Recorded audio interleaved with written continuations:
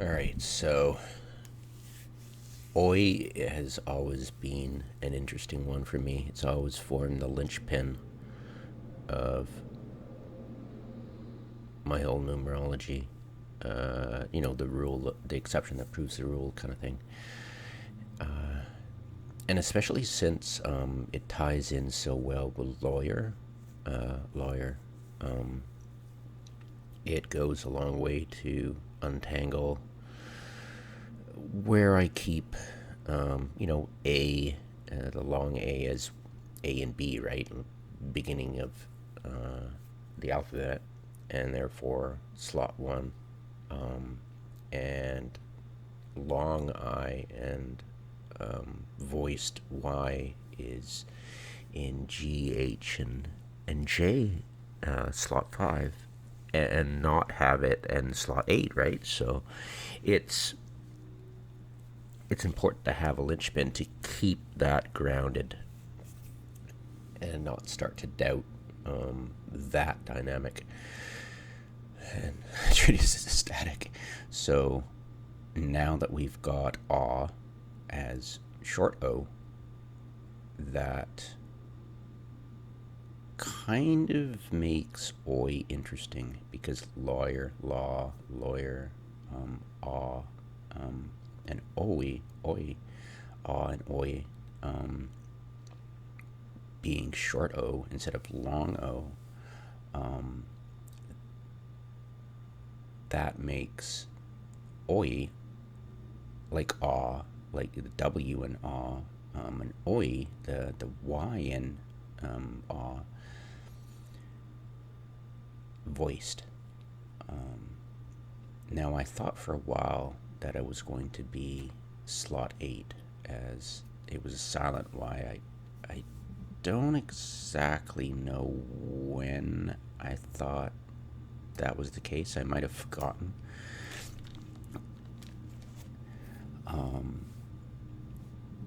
If this is long, short to make it long O, and then lawyer as non-voice, that would be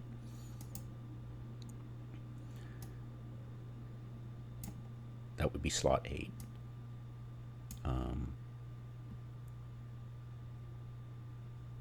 And that makes sense too. Loy,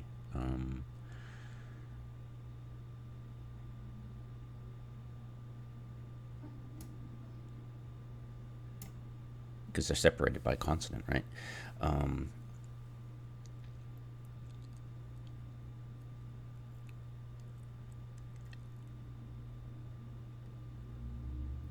Yeah, I'd have to reread that. A little subtle point there. But the new way of doing it is with lawyer now being short O. That means the A is A, the long. So that would be loy, and if it's got the law there with the W, that can easily take the place of,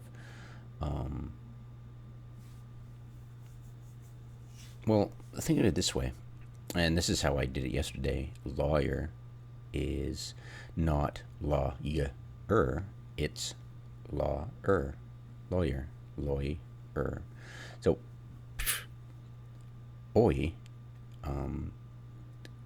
W can easily be seen as the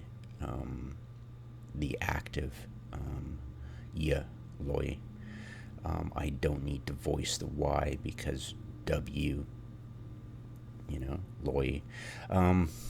It's difficult though. Like beauty, right?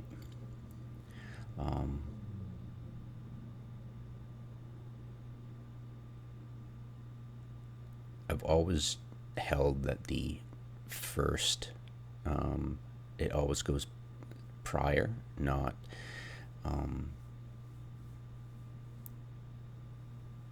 the subsequent one. I don't like doing that. I don't like going, okay, we're going to ignore W and go with Y for the voiced. It's going to be long A and then W making the sound of yeah, because that's just the way the numerology works, the morphology of it. I just have to trust it. Um, it it's the odd skipping. Actually it's more like the even skipping, should I say. A sound can morph into another letter in that same slot, like, oh, it's always been the case. B and P, and yet, if you look at languages that go back into the past, and switch between language continents and times, it's always seems to be flipping back and forth between B and P, and then L and W and R. Those are big ones. S and Z and G and J and all that kind of stuff. C and K and V and F and all that stuff. T and D, yeah. And then some words can sound like other consonants too, like C sounding like S, right? That's a big one. And then, yeah, that's the biggest one. And then I extrapolate from there, going, okay, well, C sounding like E is moving it, at 7 slots. But the way I look at it, that's a function of, well, it's hard to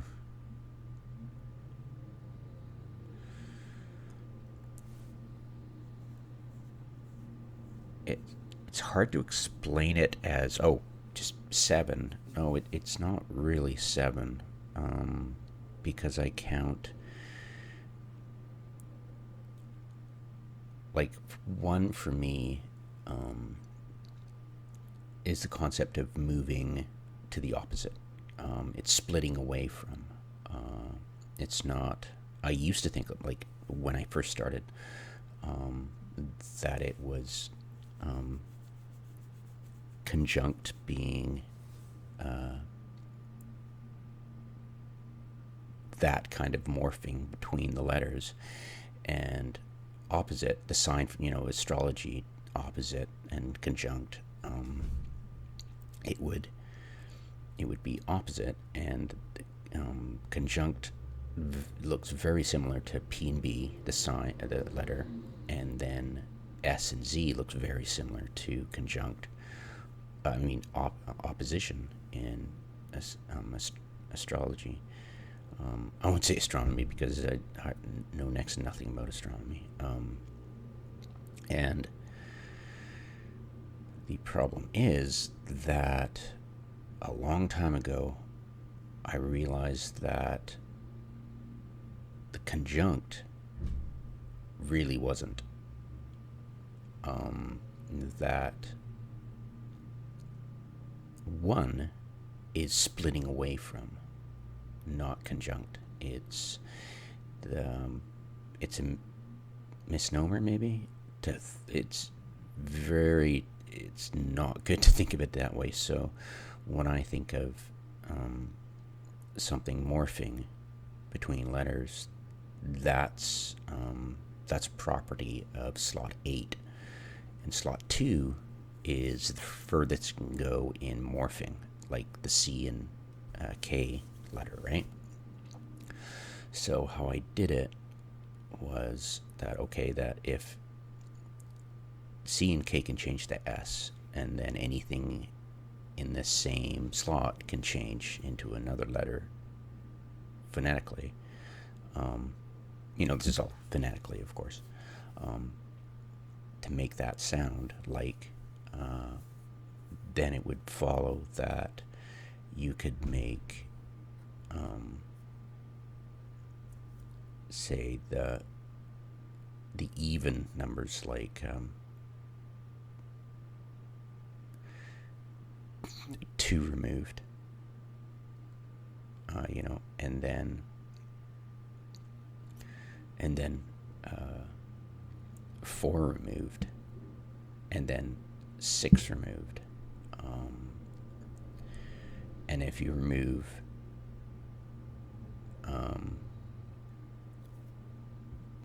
slot 8 by 6 and move it 6 times, you get the 7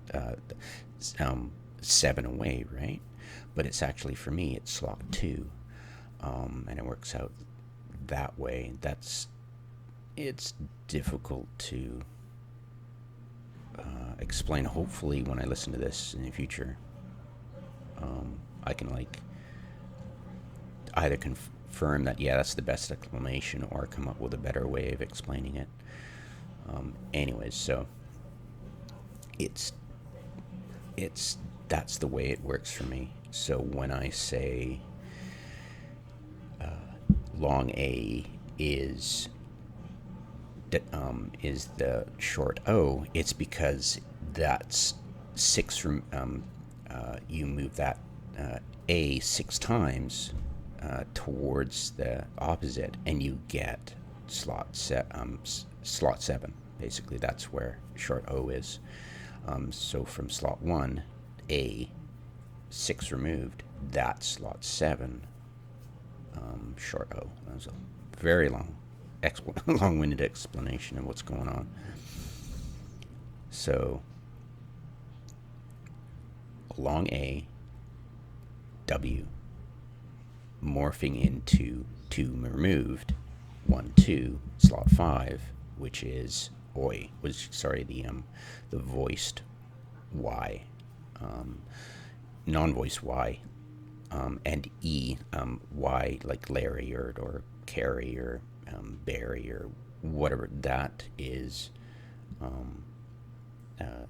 non-voiced, because E is 6 times removed from Y, short Y, but non-voiced Y, silent Y, should I say, all the way to slot 2, which has E, the long E vowel. So yeah. So long A, W, silent Y, short E, and R. So how I do it, when I used to start this out, it was very difficult. It was very time consuming. Took me so long. I would start with L, and that's slot 7, and then I would go, okay, so A moves it all the way to slot 1, and then W moves it 1 to slot 2, and then silent Y doesn't move it at all, and this short E would move it to slot 5, and then this would move it to slot 6. But I'd get so screwed up, and I'd make mistakes a lot, and I'd have to start again. Now, oops, I made a mistake. That's slot 7. This is slot 1. This would move that to slot 2. And yeah, I'd make so many mistakes. And what I realized, because I still make mistakes, was that I realized that it was much simpler to just eliminate, the process of elimination. So L is the same as W is the same as R, but what I do is go, for convenience, I go, okay, there's the first elimination. I can eliminate L and W. Then A, I'm going to ignore. I'll go for silent Y, I can ignore, and then AR, that's a 5, so that would be, and then I count the vowels 1, 2, and that would make it.